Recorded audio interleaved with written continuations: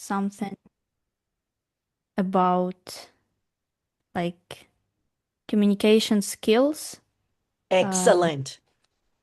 so I can explain something more clearly and in a simple way. Excellent. Well, I admire you.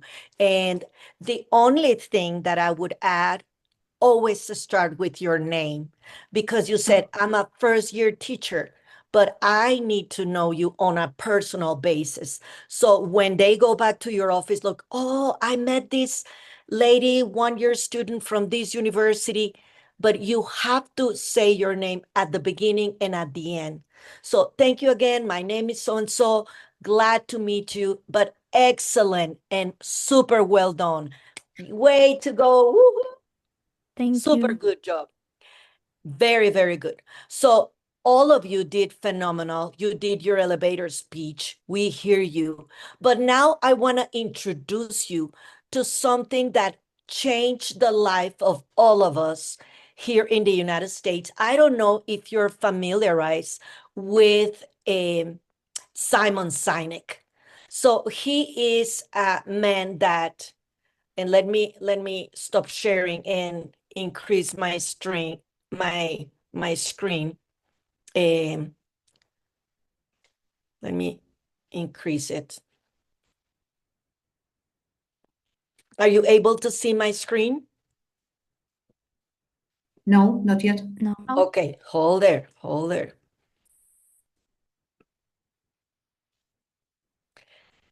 He started several years ago, uh, and his idea changed and revolutionized the world here. It's a short video, but I hope that it changed your lives the way it changed me.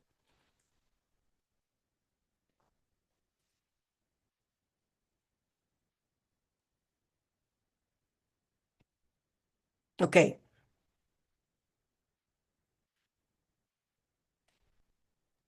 No sound, sorry. Okay. Yeah, yeah. Hold there. Someone should start sharing sound. Okay, it's being recorded. Julia, can you?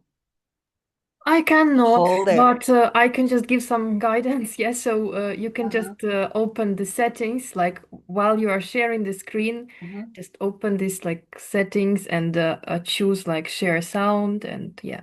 Okay, hold there. Let me go. Disable share computer sound.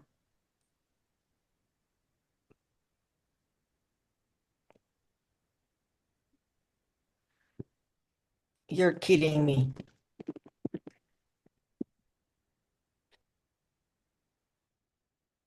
Okay, so let's see.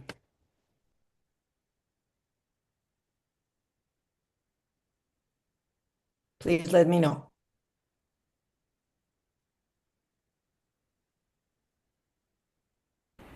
But then how do you explain when things don't go as we assume? Or better, how do you explain when others are able to achieve things that seem to defy all of the assumptions? For example, why is Apple so innovative? Year after year after year after year, they're more innovative than all their competition. And yet they're just a computer company. They're just like everyone else. They have the same access to the same talent, the same agencies, the same consultants, the same media. Then why is it that they seem to have something different? Why is it that Martin Luther King led the civil rights movement? He wasn't the only man who suffered in a pre-civil rights America, and he certainly wasn't the only great orator of the day. Why him? And why is it that the Wright brothers were able to figure out controlled powered manned flight when there were certainly other teams who were better qualified, better funded, and they didn't achieve powered manned flight, and the Wright brothers beat them to it? There's something else at play here. About 3.5 years ago, I made a discovery, and this discovery profoundly changed my view on how I thought the world worked, and it even profoundly changed the way in which I operate in it. As it turns out, there's a pattern. As it turns out, all the great and inspiring leaders and organizations in the world, whether it's Apple or Martin Luther King or the Wright brothers, they all think, act, and communicate the exact same way, and it's the complete opposite to everyone else. All I did was codify it. And it's probably the world's simplest idea. I call it the golden circle.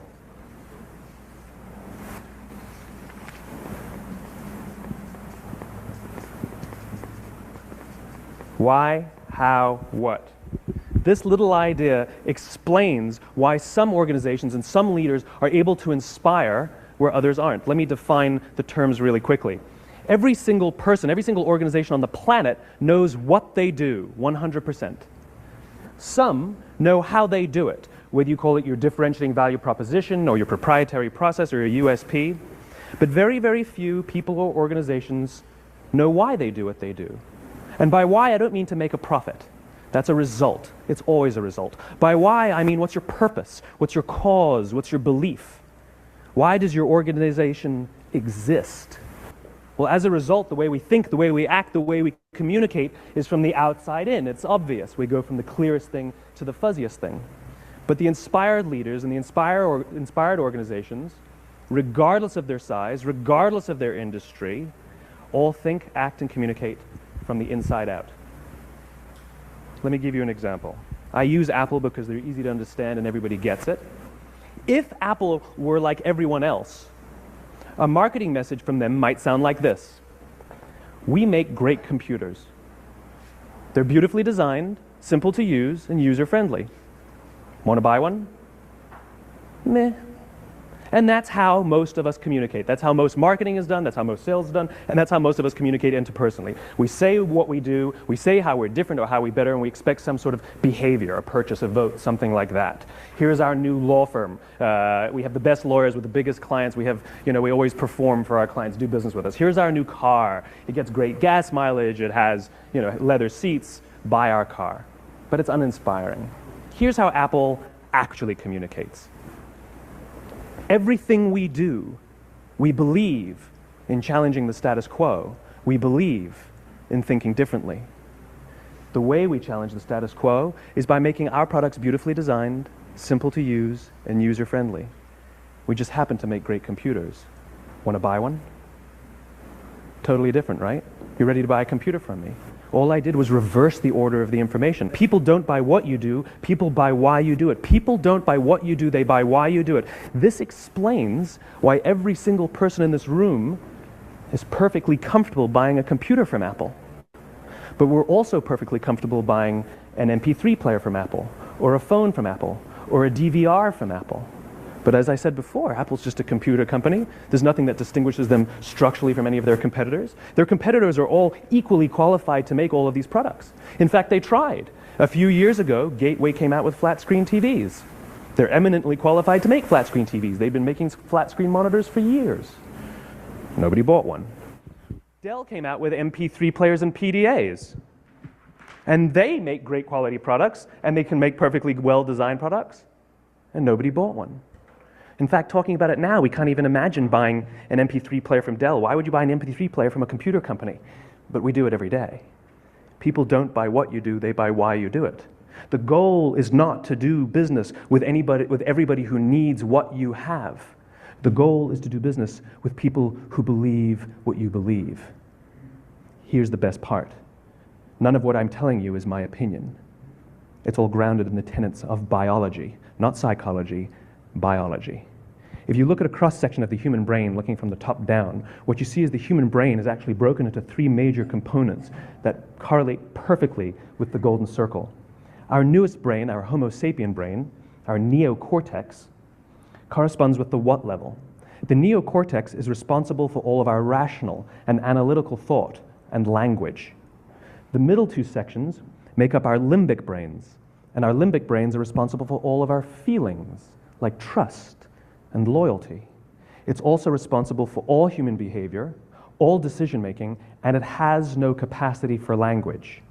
In other words, when we communicate from the outside in, yes, people can understand vast amounts of complicated information like features and benefits and facts and figures. It just doesn't drive behavior. When we communicate from the inside out, we're talking directly to the part of the brain that controls behavior, and then we allow people to rationalize it with the tangible things we say and do. This is where gut decisions come from. You know, sometimes you can give somebody all the facts and your figures, and they say, I know what all the facts and details say, but it just doesn't feel right. Why would we use that verb? It doesn't feel right. Because the part of the brain that controls decision-making doesn't control language. And the best we can muster up is, I don't know, it just doesn't feel right. Or sometimes you say you're leading with your heart, or you're leading with your soul. Well, I hate to break it to you, those aren't other body parts controlling your behavior. It's all happening here in your limbic brain, the part of the brain that controls decision-making and not language. But if you don't know why you do what you do, and people respond to why you do what you do, then how will you ever get people to vote for you or buy something from you, or more importantly, be loyal and want to be a part of what it is that you do? Again, the goal is not just to sell people who need what you have. The goal is to sell to people who believe what you believe. You can go to YouTube and finish the video of Simon Sinek. It's super, super good for all of us as educator and as human beings. But the next thing I want us to do is to really think in our why. So this is going to be a reflection that I want you to do. Because as he mentioned, when you introduce yourself, well, I'm a teacher, I teach biology, or I teach math. There are many teachers around the world, but that is not going to make your students buy into really trusting in you, really wanting to perform for you, really wanting to be in your class. I don't know about you, my class is an elective class. So I always think if the students have the option to be or not be here, what am I doing that makes them want to be in my class and come on time and work very hard?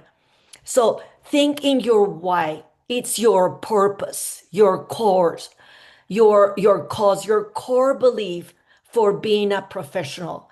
All of us being a teacher, what drives you? I always tell my friends that teachers, we are the only ones that are willing to steal from our home to take it to our classroom.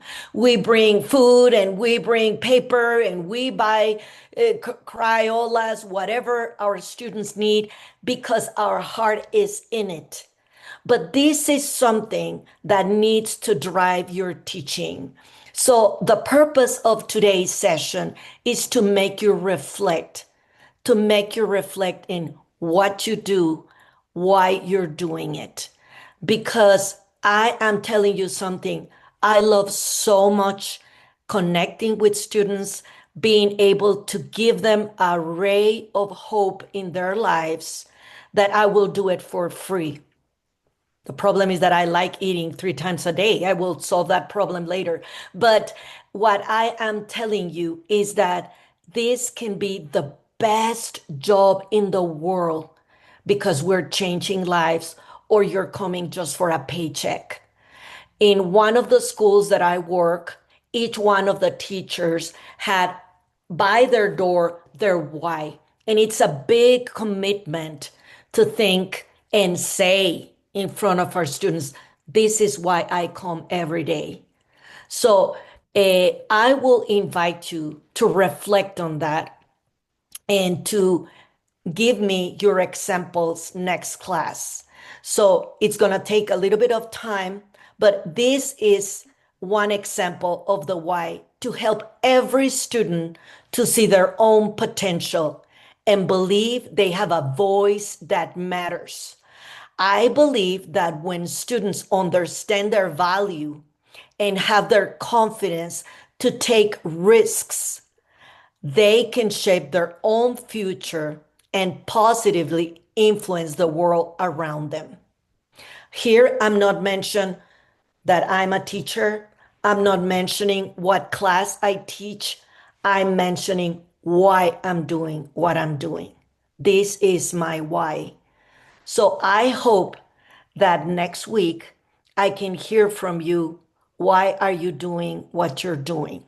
So next class, we will be engaging again. And I cannot thank enough to the few of you, Evelina, and I cannot see your name, but those of you that were brave enough today to share, thank you, because you gave me just a little bit of part in your heart and in your trust, and I appreciate it so much.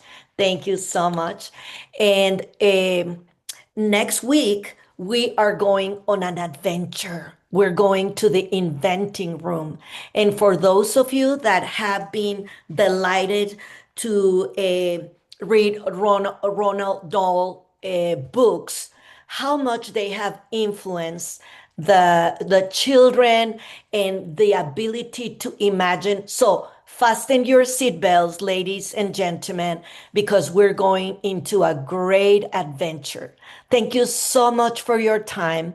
Do you have any questions for me? Any comments? Please, I want to hear from you. Okay, Lucia. First of all, I want to apologize. Oh, I see Zhenya has a question. Yeah, Zhenya, you're Yes. welcome. And then I will make So my I don't comment. have a question. I just wanted to say a big thanks. Thank you so much for such a great meeting. I'm really grateful being here. So, and it was just amazing. Thank you so much. No, my privilege. Thank you for giving me your time. I know you're tired after a day of work, and some of you have dinner, some others no. But thank you. I value a lot your time and your willingness to let me enter in your hearts and in your professional life.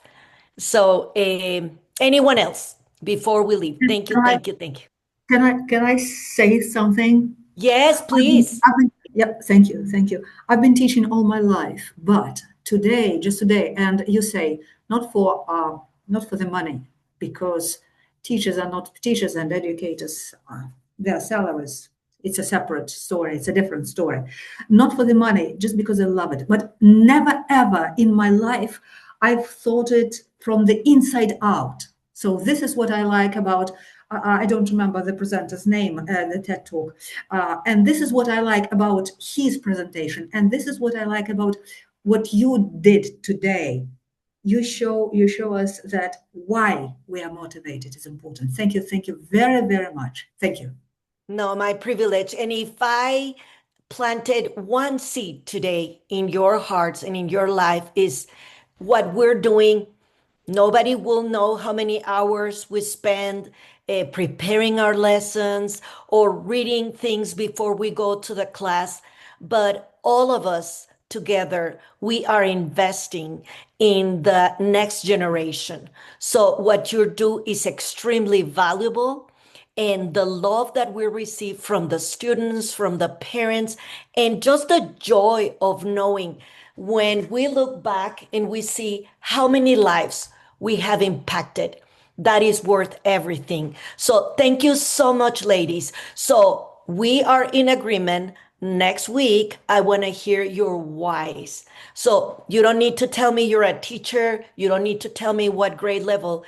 You're telling me what makes you being awake at 2 a.m. thinking in that student and how can I help him and blah, blah, blah. So we're all in the same boat. Thank you so much. I hope that you enjoy it as much as I did. Have a beautiful evening, and I cannot wait to see you next week. Bye bye.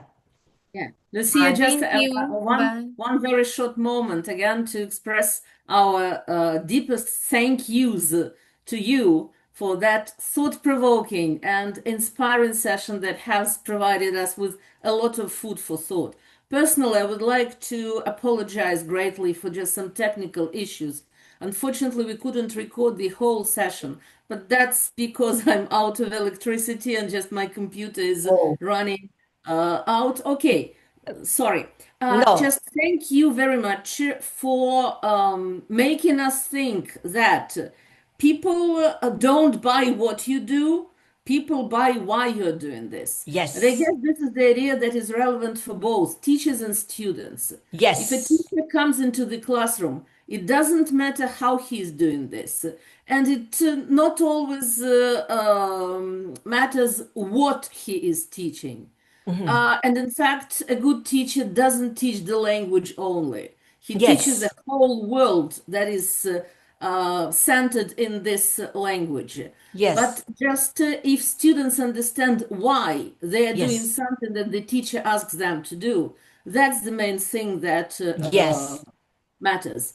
And for Yes. students, it's also very much valuable and relevant because when a student starts his career, and before he or she starts his career, he or she comes to an interview and just he's trying to sell himself at the highest possible price. And when you start talking about what you are and how you're doing things, it will never impress your interviewer. If you just put the why behind every single thing you say about yourself, that's really what will impress, and that's really what will make them buy you at the highest possible price. So, Lucille, really thank you very much for an inspiring session. And just a very, very brief, we will be definitely looking forward to meeting you next Monday, and I will make sure things like today's technical issues will not happen. Well, but just I have one suggestion. If you would like, we can create a Google Drive where we'll put everything that we are doing. Just now, today, we were trying to work out our elevator pitch, which was a kind of a transformation from what I asked you to do in the WhatsApp group when I asked you to introduce yourselves, right? So just on that Google Drive, we will post all the pieces of writing we are doing, yeah? So just for the next class, you will find there two folders. One is about my elevator pitch, another is about my why. So please write it, put there. We will have material record and tangible asset of what we are doing and how we are doing outside the classroom. And then we will share it. Lucia will have a chance to look at it before we come next time. All the team will be able to see it. So if that sounds okay to you, could you please raise your hands or just show your reaction somehow? If you agree that I will create the Google Drive and post the link to it, you will all be able to post your ideas there. Thank Okay? you. And you know what? There's no such thing like, oh, they're gonna see it and I'm ashamed. As teachers, we have to be open to feedback. And you know what? The time that, oh, what I do, and I don't want anybody in my classroom, we all are have to be open to feedback because that's the only way that is going to make us better. I steal from Ludmila ideas and things. I steal from Evelina. So that's what we do. That's how we polish our skills and our craft, uh, getting to listen. And if you get offended, tell me, and I will look for another way to approach the situation. But our intention is never to offend you, is to help you. We are on the same team, and we're looking to help you and bring you higher. So you stand up in our shoulders and we push you higher to continue. We are passing on the baton to the new generation of incredible Ukrainian teachers. So let us enjoy each other's ideas. And as my dear friend Ludmila said, I hope to see you next Monday. And in the meantime, you have our chat, you have my email. So please send me your ideas, your questions. We will be delighted to answer it. Lucia, let me correct you. We are not stealing ideas from each other. We're just borrowing the ideas. Yes. Because borrowing means that we take for some time and then give it back in just tenfold. Yes. I like it. I like One more it. thing, Natalia was raising her hand, and that's okay because I know that Yes. Julia host I'm is just, going to leave. Yeah, Natalia, you're welcome. Yes, I'm so sorry. I was during the session, I was taking the notes because I liked many of the words you said. And so the words said by your husband, decisions been made above me and decisions I have made. So sometimes we make the decisions we think we make, but actually they are being made above us. And you know, I'm feeling so just elevated now because I love my job. I love teaching. And what I love about teaching, why? Because I meet very nice people, really, which make me better, which teach me, which share with me. And I feel quite like full, accomplished with such a beautiful and like smart community of like-minded people. Thank you very much for that. Ludmila, Lucia, thank you very much, everyone. No, my privilege. Isn't this life-given?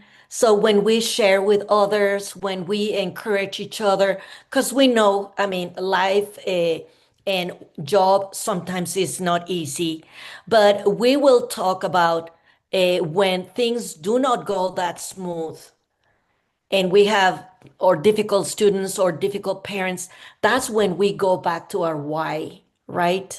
And sometimes the students that are not buying into the class sometimes are the ones that need more love.